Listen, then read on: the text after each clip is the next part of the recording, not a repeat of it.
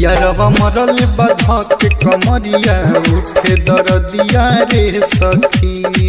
यारवा मरल बधक कमरिया उठे दरदिया रे सखी। दुख बढ़े गते गते दुख बढ़े गते गते बहरी भितरिया सखी। यारवा मरल बधक कमरिया यारवा मरल बधक कमरिया उठे दरदिया रे सखी। यारवा मरल बधक कमरिया उठे दरदिया रे सखी।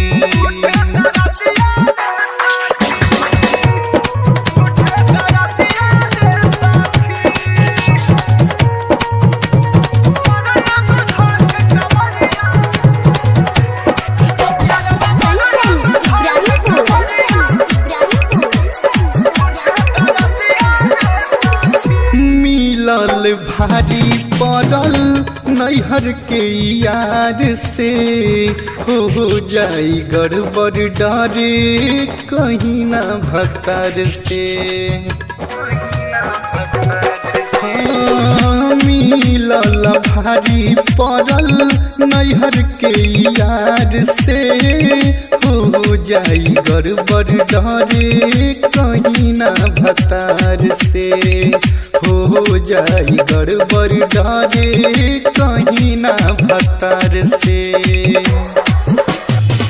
चली कैसे डगरिया चली कैसे डगरिया टूटेला शरीरिया सखी। यारवा मरल बधक कमरिया यारवा मरल बधक कमरिया उठे दरदिया रे सखी। यारवा मरल बधक कमरिया उठे दरदिया रे सखी।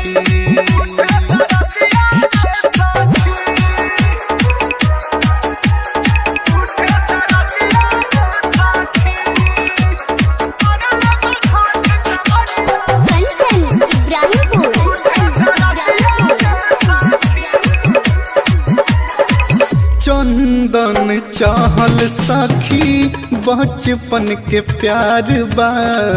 राइटर अशोक भूटान जिए के आधार बा।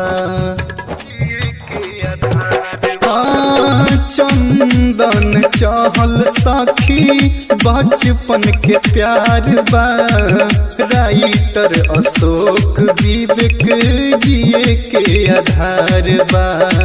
अनुराग धर्मेंद्र हमारा जिए के आधार बा।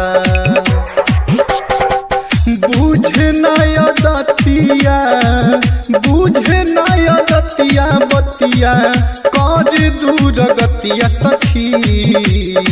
यारवा मरल बधक कमरिया